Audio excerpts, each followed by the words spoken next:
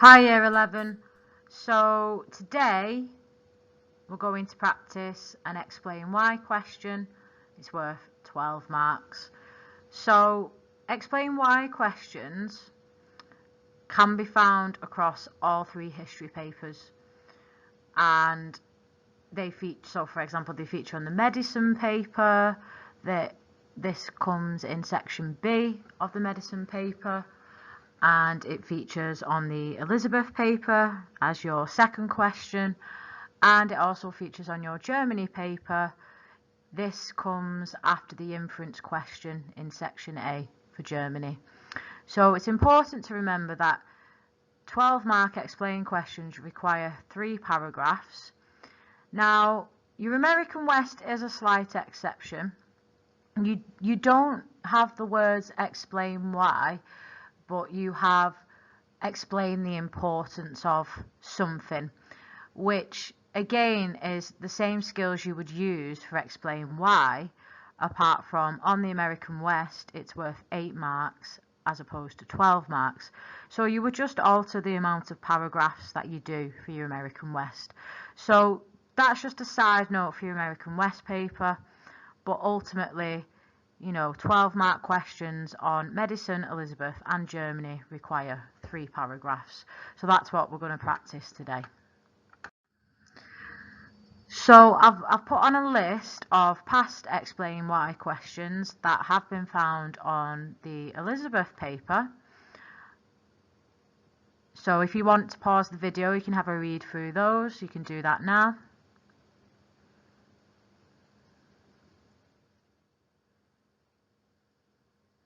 Okay, so the thing is with past questions, it's never going to be set again in that way.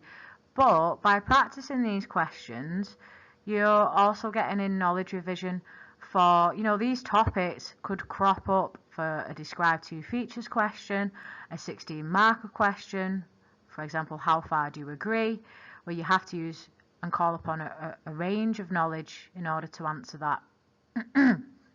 So again, it's always good to practice past questions.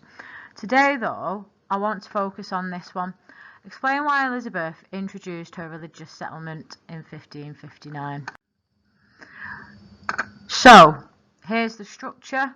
Like I said earlier on in the video, 3 times P paragraphs. To score AO2 marks, ensure to link back to the question. So luckily this question is split equally. For your assessment objective 1, there's 6 marks. Assessment objective 2, there's also 6 marks. So remember, assessment objective 1, facts, knowledge, statistics. Assessment objective 2, taking those facts further, expanding on them, linking it back to the question, and I've put in some useful phrases there that sort of open the examiner's eyes up into that UI using that skill required to hit assessment objective 2. So if we look at, the level 4 grading here, which is 10 to 12 marks, it says for assessment objective 2, an analytical explanation is given, which is directed consistently at the focus of the question. Okay, so you're constantly referring back to the question, you're not going off on a tangent, and you're showing a line of reasoning that is coherent, sustained and logically structured. So 3P paragraphs.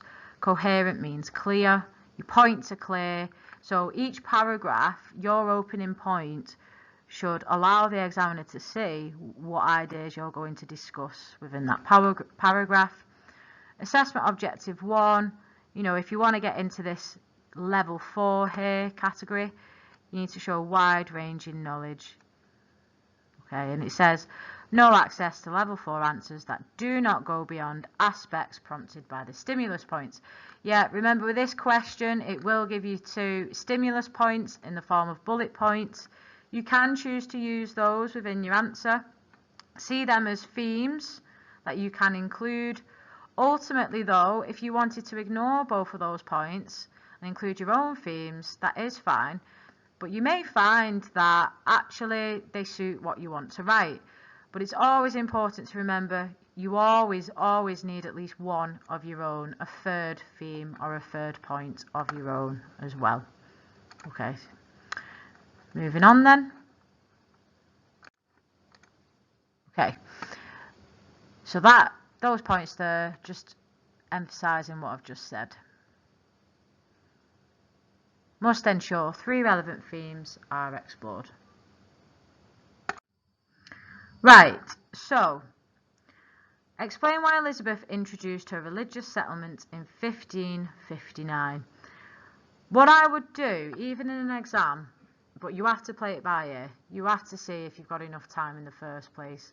I would always spend a minute or two, you know, jotting down at least 3 ideas that you could explore in further detail to help plan out your essay and to ensure it links to the focus of the question. The question wants to know why she's introduced a religious settlement. It doesn't necessarily want to know what is inside the religious settlement, but I suppose it's talking about causes. What's caused Elizabeth to introduce this religious settlement in the first place? So you'd have to write about themes that explore why she's done this. So that's about being focused on the question. Now, what I would do here is I would pause the video and set a timer for 15 minutes and have a go at answering this question. You're looking for 3 paragraphs that explain why she's introduced this settlement. Now, if you are struggling with ideas, pause the video again, pause the video, take a quick glance through your revision guide and see if you can get any knowledge from that you could link into your answer for this question.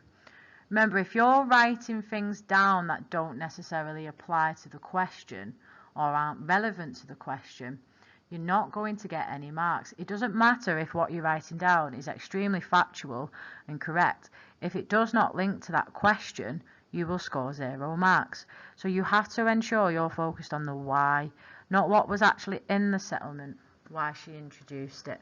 And I suppose you could link it to, her early problems as a monarch, couldn't you? So use that as a hint. So pause the video properly now. Have a go at attempting this essay. I would say set a timer for 15 minutes and then return, press play once you've done.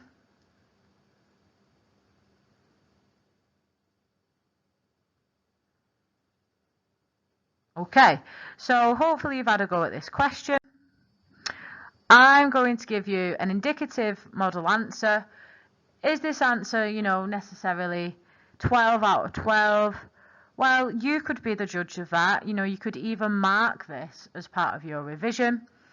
But I have tried to give you at least a level 4 answer, so it would be at least 10 out of 12, because that's where we should be hitting if we want our grade 6 and above, isn't it? That's where we want to be hitting at least 10 out of 12. So, here we go. Elizabeth introduced her religious settlement in 1559, primarily to establish stability and unity in England after years of religious turmoil. So there's my point. Elizabeth inherited a deeply divided kingdom in terms of religion. Her predecessor, Mary I, had vigorously enforced Catholicism, leading to persecution of Protestants.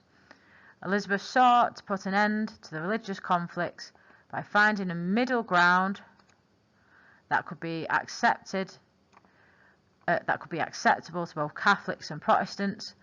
As a result, she wanted to promote religious tolerance to ensure a lengthy reign. So ultimately, there's my point. Within this section, I've included, some assessment objective 1 knowledge. This is my evidence, assessment objective 1, assessment objective 1, and then assessment objective 2. This is, sorry about the colours here and the scruffiness, but this is the best I can do. And assessment objective 2 is sort of filled out here. I'm really expanding into the why she did this. So she wanted to promote religious tolerance to ensure a lengthy reign. Okay. So, next paragraph. Secondly, Elizabeth introduced the settlement in order to consolidate her power. Point. Typo there, as a new queen. Elizabeth needed to secure her position. As a new queen, Elizabeth needed to secure her position on the throne. By implementing a religious settlement, she aimed to gain support from a broader range of people. So again, AO1 knowledge, including both Catholics and Protestants. For example, aspects of the settlement helped to establish her as a monarch, as seen as in the Act of Supremacy, AO1 knowledge. This stated that Elizabeth was the supreme governor of the church and all members of the clergy had to swear an oath of loyalty. Right, so even though this is talking about the contents of the religious settlement, it does go on to link it back to the question as to why she would introduce such a thing. Okay, so I'll use a lighter colour blue because that one was really dark. This helped to consolidate her power and reduce the risk of rebellion and opposition from either religious faction, as refusal to do so would be viewed as a treasonable offence, therefore limiting the amount of people that would rebel against her reign. So that's another reason why she's introduced the settlement, sort of to implement a system of law and order into England. Finally, because this is 3 paragraphs, isn't it, guys? So additionally, Elizabeth recognised the importance of economic stability for the country. There's a different point of view as to why she introduced this settlement. The religious settlement allowed her to reclaim church lands that had been seized during the dissolution of the monasteries under her father, Henry VIII. Good old knowledge there. This, right, so linking back to the question of the why, this provided a significant source of revenue for the crown, strengthening England's economy and enhancing Elizabeth's ability to govern effectively. This would have also helped to improve her financial situation of being £300,000 in debt when inheriting the throne. Okay, so overall you can see there she's introduced the religious settlement to consolidate her rule, to strengthen and stabilise England as well as her own reign as well. So this question does link to her early problems, but as you can see from that answer, the focus was on the cause of it, the why has she introduced this. It wasn't asking about the different parts of the religious settlement. So as you can see, I didn't go into detail about the Act of Uniformity.